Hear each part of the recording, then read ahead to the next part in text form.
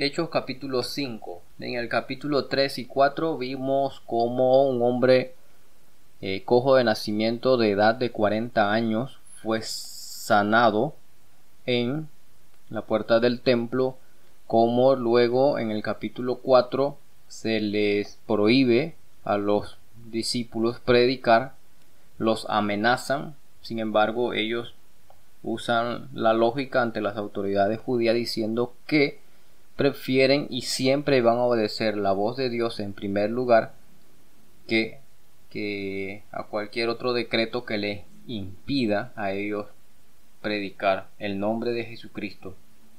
La iglesia pidió denuedo en tiempos difíciles. Los primeros cristianos compartían todas las cosas, algunos vendían sus propiedades y la ponían al pie de los apóstoles, como fue el caso de Bernabé. En este capítulo 5 no vamos a leer todos los versículos, pero sí vamos a relatar algunos detalles importantes de este capítulo por el tiempo. Dice el capítulo 5 que había un hombre llamado Ananías, y él tenía su mujer que de nombre era Safira. Ellos tenían una heredad, vendieron la heredad, pero sustrajeron una parte de ese precio y la otra parte la dieron a los pies de los apóstoles. Aparentemente ellos quisieron pasar de que por esa otra parte que ellos pusieron a los pies de los apóstoles fue la totalidad de lo vendido. Sin embargo, Pedro se da de cuenta de que hay una parte que ellos habían sustraído, la cual había hecho, la cual demostraba que eran una mentira lo que ellos estaban diciendo. Eso trajo un efecto que en el versículo 3 dice que Satanás entró en el corazón de Ananías. Ananías es un cristiano y miente al Espíritu Santo, que en el versículo 9 también se le llama como el Espíritu del Señor. Primero que todo, es una referencia también de que el Espíritu Santo es la tercera persona de la deidad o forma parte de la deidad, por lo cual también no se le puede mentir. Otro detalle y sumamente importante en este relato es que lo que acontece por la mentira de Ananías es que él cae y muere, versículo 5, y esto causa el efecto de un gran temor sobre todos los que estaban siguiendo a los discípulos. Los sepultaron, dice el versículo 6. Esto es importante porque es una forma de preservar la santidad de la iglesia y dejar claro que el movimiento cristiano es digno de respeto, es digno de ser honesto y que el Señor conoce las intenciones. No podemos pasar por alto un detalle que se nos viene a la mente cuando hablamos de estas cosas. Por ejemplo, en el libro de Eclesiastés, capítulo 5, versículo 4 dice: cuando a Dios haces promesas, no tardes en cumplirla, porque Él no se complace en los insensatos. Cumple lo que prometes. Mejor es que no prometas y no que prometas y no cumplas. Entonces, no es que lo que hizo Ananías estaba mal de sustraer parte de su propiedad, pues era de él. Lo malo fue mentir, ese fue su problema. Y esto entonces hizo que la iglesia aprendiera a tener respeto sobre lo que es la iglesia en sí como propiedad del Señor. Aparentemente Ananías quería recibir el mismo elogio que lo había hecho Bernabé. Pero mire, Esto nos enseña también al mismo tiempo que Dios conoce las malas intenciones entre los que dicen ser cristianos. Debemos tener mucho cuidado y mucho respeto sobre todo esto, porque otro hermano no puede conocer mi intención, no puede saber por qué hago yo las cosas, pero el que está en el cielo, el Espíritu Santo también, el Señor Jesús también, sabe cuáles son esas intenciones. De la misma forma como a Judas entró Satanás en su corazón, de la misma forma Satanás pudo entrar en el corazón de un cristiano. También nos enseña a tener cuidado en no ser participante de estas cosas, porque el versículo 7 dice: pasado un lapso como de 3 horas, sucedió que entró su mujer, no sabiendo lo que había acontecido. Pedro le dijo: dime, ¿vendiste en tanto la heredad? Y ella dijo: sí, en tanto. Y Pedro le dijo: ¿por qué convinisteis en tentar al Espíritu del Señor? He aquí la puerta a los pies de los que han sepultado a tu marido, y te sacarán a ti. Al instante ella cayó a los pies de él, y él expiró y cuando entraron los jóvenes, la hallaron muerta y la sacaron y la sepultaron junto a su marido. Y vino gran temor sobre toda la iglesia y sobre todos los que oyeron estas cosas. No hay que ser participante de malas acciones, aunque sea un matrimonio. Uno tiene que ser primero fiel al Señor. No puede ser uno más fiel a su pareja que a Dios. Uno tiene que ser primero fiel y uno le debe lealtad a Dios, porque Dios perdonó nuestros pecados y no nos abandona, y Él es quien nos sustenta y nos da vida. Nuestra fidelidad debe ser a Él. El error de Zafira fue hacer el complot con su esposo y todavía preservar esa mentira, de tal punto que la consecuencia fue fallecer. Ese temor y lo que aconteció fue para bien, para que todos los demás entendiesen el grado de consecuencia de hacer cosas inadecuadas. Dice el 11 que vino gran temor sobre toda la iglesia. Por primera vez la palabra iglesia aparece acá en el Hechos capítulo 5 versículo 11. En el capítulo 2 usted me dirá que en el versículo 47 aparece también la palabra iglesia, pero no aparece, sino que más bien es un agregado por deducción, pero en los escritos o en los manuscritos por primera vez sí aparece acá en el capítulo 5. Pero no es necesario sobreentender que en el capítulo 2 se entiende. Veamos versículo 12 al 16. Y por la mano de los apóstoles se hacían muchas señales y prodigios en el pueblo, y estaban todos unánimes en el pórtico de Salomón. De los demás ninguno se atrevía a juntarse con ellos, mas el pueblo los alababa grandemente. Y los que creían en el Señor aumentaban más en número, así de hombres como de mujeres, tanto que sacaban los enfermos a las calles y los ponían en camas y lechos, para que al pasar Pedro, por lo menos su sombra cayese sobre alguno de ellos. Y aún de las ciudades vecinas muchos venían a Jerusalén trayendo enfermos y atormentados de espíritu inmundo, y todos eran sanados. Tal como aconteció en el ministerio del Señor Jesús, mucha gente traía a sus enfermos. Mucha gente traía a sus enfermos, y algunos esperaban la sombra de Pedro para ser sanados. Mucha gente creyó, y el número de ellos, de hombres como de mujeres, y el pueblo los alababa grandemente.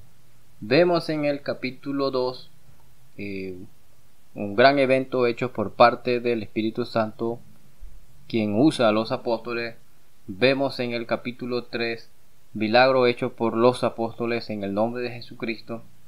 Y ahora en el capítulo 5 vemos que ese mismo poder que le es otorgado, con ese mismo poder también corrigen malas actitudes dentro de la membresía. En el versículo 17, desde el versículo 17, vemos que el sumo sacerdote y los que estaban con él, los saduceos, se llenaron de celos. No es la primera vez que aparecen. Agarran a los apóstoles y los ponen en la cárcel pública, y esta es la segunda vez que ellos van a la cárcel. Un ángel del Señor los libra, versículo 19. Otra vez ellos van al templo, eso es lo que se le ordena.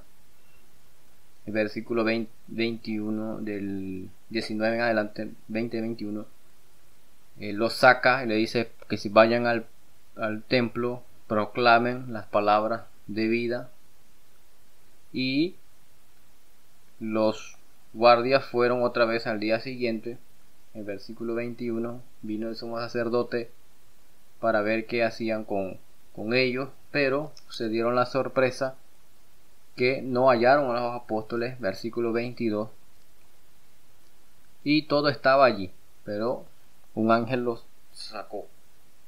Cuando oyen, dice versículo 24, estas palabras, el sumo sacerdote y el jefe de la guardia del templo y los principales sacerdotes dudaban en qué vendría a parar aquello. Es decir, están muy preocupados realmente por lo que va, por el rumbo que están tomando las cosas. Lo más probable es que ellos creían que lo que estaba haciendo el Señor Jesús iba a acabar con su muerte. Sin embargo, no creyeron que esto iba a continuar, y ahora el número de cristianos estaba aumentando, y esto era un peligro para ellos por sus celos. Cuando se les notifica que ellos están enseñando al pueblo en el templo, se les manda a traer sin violencia, versículo 26, porque las autoridades judías temían ser apedreados por el pueblo. Los trajeron, los presentaron, dice la Reina Valera, dice concilio, pero más bien son los ancianos o el Sanedrín, ante el sumo sacerdote también, y él le pregunta: ¿no os mandamos estrictamente que no enseñases en este nombre? Y ahora habéis llenado a Jerusalén de vuestra doctrina y queréis echar sobre nosotros la sangre de ese hombre. Pedro vuelve a responderle otra vez: es necesario obedecer a Dios antes que a los hombres. Eso mismo él mencionó en el capítulo 4, versículo 19. Ahora él manifiesta diciendo: el Dios de nuestros padres levantó a Jesús, a quien vosotros matasteis colgándole en un madero. Él le acusa directamente a ellos de lo que hicieron y del pecado que cometieron. Y él dice: Dios ha exaltado con su diestra por príncipe y salvador para dar a Israel arrepentimiento y perdón de pecados. Nosotros somos testigos suyos de estas cosas, y también el Espíritu Santo, el cual ha dado Dios a los que le obedecen. Una clara referencia al capítulo 2, versículo 38, el arrepentimiento o perdón de pecado, y el Espíritu Santo, quien le es otorgado a los que obedecen al Evangelio. El Espíritu Santo no es concedido, por lo que este pasaje muestra, no es concedido a quienes le desobedecen, porque no es lógico, a quienes le obedecen. Al oír estas cosas se enfurecieron los líderes religiosos, y dentro de ellos se levanta un fariseo llamado Gamaliel, versículo 34, doctor de la ley. Fue el maestro de Saulo de Tarso y un líder muy respetado para la época de estos primeros cristianos.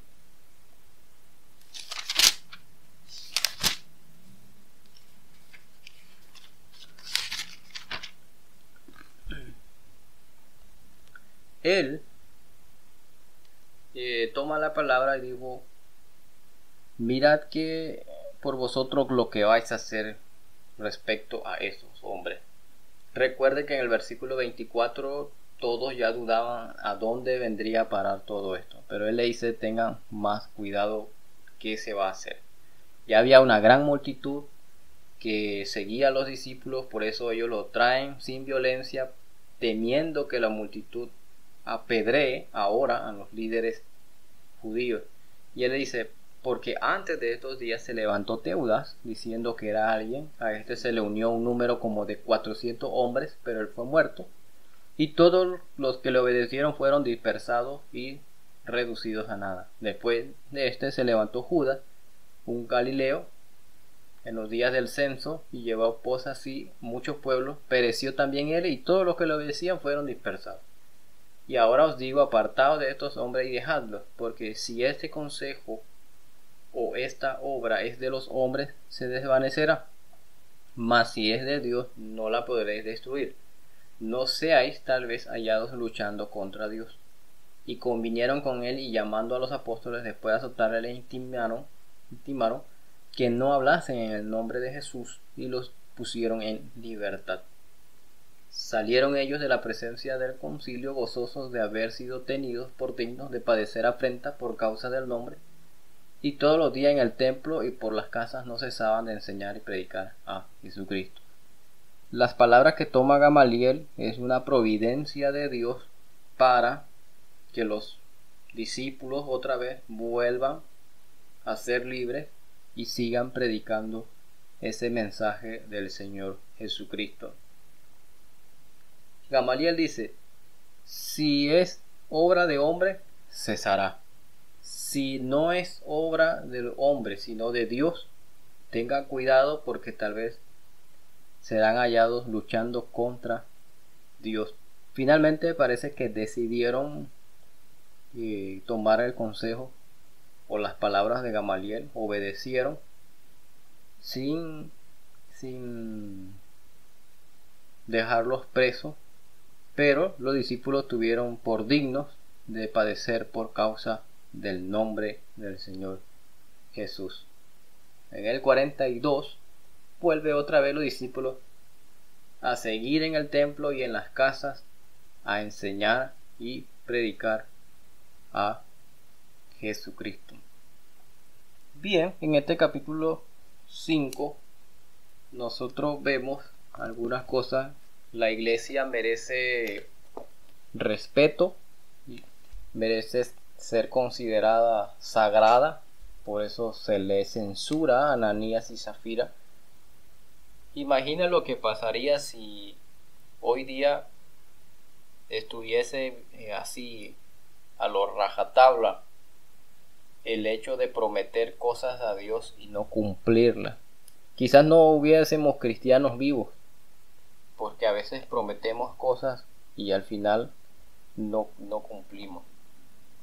Pero el hecho de este capítulo 5 es: como la iglesia estaba creciendo, era necesario entender también que era algo de mucho respeto.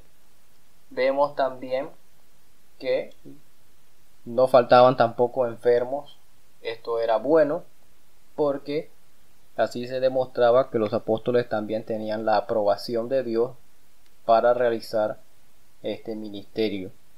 Vemos otra vez que traen a Pedro y a Juan, ahora los ponen presos, un ángel les libera, y los líderes ahora judíos están preocupados de que no están pudiendo detener este ministerio, sino que este ministerio sigue cada vez más en crecimiento. Finalmente podemos decir, hermanos, que a veces no está bien cuando nosotros hacemos algo malo, usando el ejemplo de Ananías y Zafira. No está bien que a veces nosotros hacemos algo malo intencional y simplemente usamos el amuleto para escapar del castigo del arrepentimiento, es decir, me arrepentí. No es solamente eso lo que uno tiene que hacer, es mucho más que eso. Es cambiar realmente una forma de pensar y de vivir. Entonces, tengamos presente eso. Bien, esto fue Hechos capítulo 5.